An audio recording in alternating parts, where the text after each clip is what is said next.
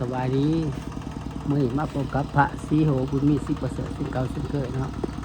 พระศรีโหสิมาเบิ่งบรรยากาศตาม ตรงไห้ตรงหน้าเนาะตามเส้นทางตามตรงไห้ตรงหน้าบรรยากาศตามตรงไห้ตรงหน้าบรรยากาศตามตรงไห้ตรงหน้าเนาะยามหน้าเขาไถหน้าแหละบรรยากาศตามตรงไห้ตรงหน้าบรรยากาศไถไห้ไถหน้าไถไห้ไถนาไถไห้ไถนาเด้อเอาบรรยากาศมาให้เบิ่งเนาะมาให้ดูมาให้ส้ม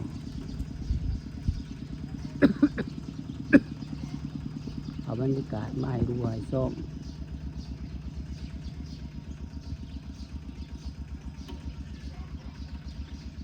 ตามตรงไห้ตรงหน้าบรรยากาศตามตรงไห้ตรงหน้ามาให้ดูให้ส้ม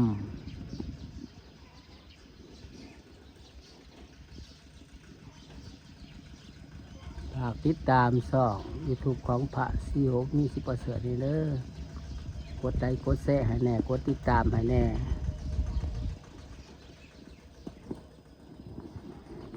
มาดูมาส้มตามเส้นทางตามตรงไห้ตรงหน้าเนาะดูที่บ้านห้างแห่งเมืองคงเซโรนแขงสารวัตรตามตรงไห้ตรงหน้าตามแคบบ้านตามแคมบ้านตามเส้นทาง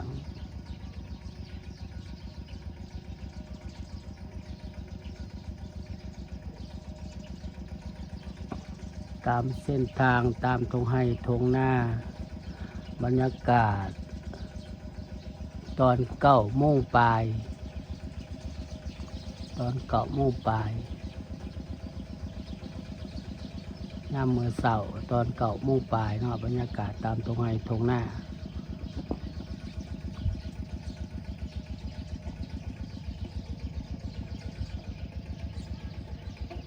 เอาบรรยากาศสวยๆงามๆมาให้ดูให้ส้มภาพบรรยากาศตามตรงไห้ตรงหน้าตามเส้นทางเป็นกำลังไถนากำลังไถนาหูดกำลังไถนาหูดกำลังปีนดินเนาะปีดินปีน กำลังไถนาหูด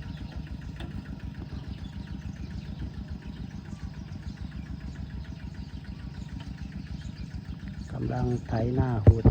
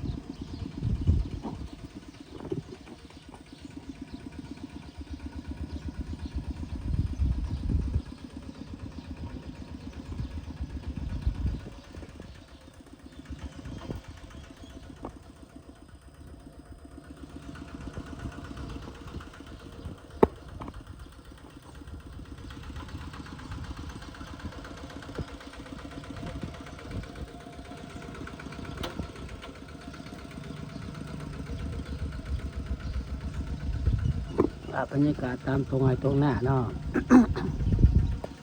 เอาภาพบรรยากาศมาให้ดูให้ซ่อมภาพงามๆสวยๆนะภาพที่ตามช่อง YouTube ของพระศรีโหมมิวสิกประเสริฐให้เด้อกดไลค์กดแชร์ให้แน่กดติดตามให้แน่เด้อบ่ให้เดือนฟาน FC ลาวไทยและต่างประเทศกดติดตามให้แน่เขาดูเขาซบให้เด้อเขาติดตามให้แน่เขาดูเขาชมเขาติดตามให้เด้อช่อง YouTube ของพระศรีโหบุญมีศรีประเสริฐกดไลค์กดแชร์แน่กดติดตามให้แน่เด้อเอาภาพบรรยากาศตามตรงไหนตรงหน้ามาให้ดูให้ส้มภาพบรรยากาศตามตรงไหนตรงหน้ามาให้ดูให้ส้ม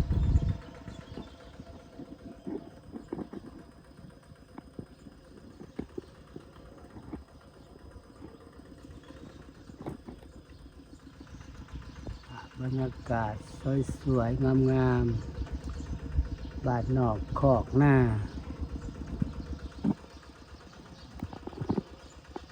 อยู่ที่บ้านห้างแห่งเมืองคงเสโดนแขงสารวัตรบ้านนอกคอกหน้า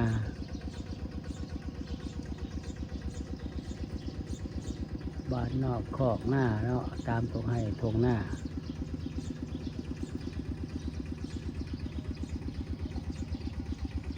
เขาติดตามให้เด้อเขาติดตามให้แน่กดไลค์กดแชร์ให้แน่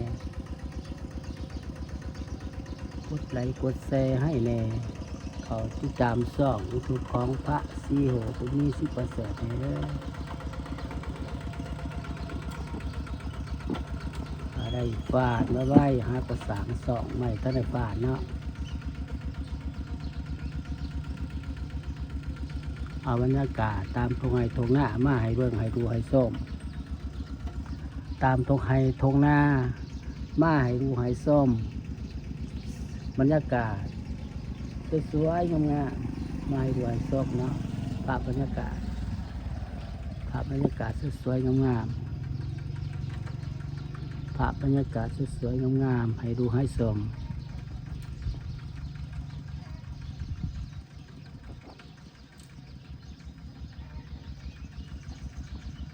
มาดูมาส้มกันเด้อ FC ลาวไทยต่างประเทศเขาดูเขาส้ม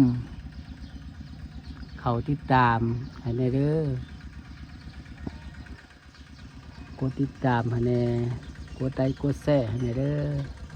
ฝากติดตามกดไลค์กดแชร์ให้แน่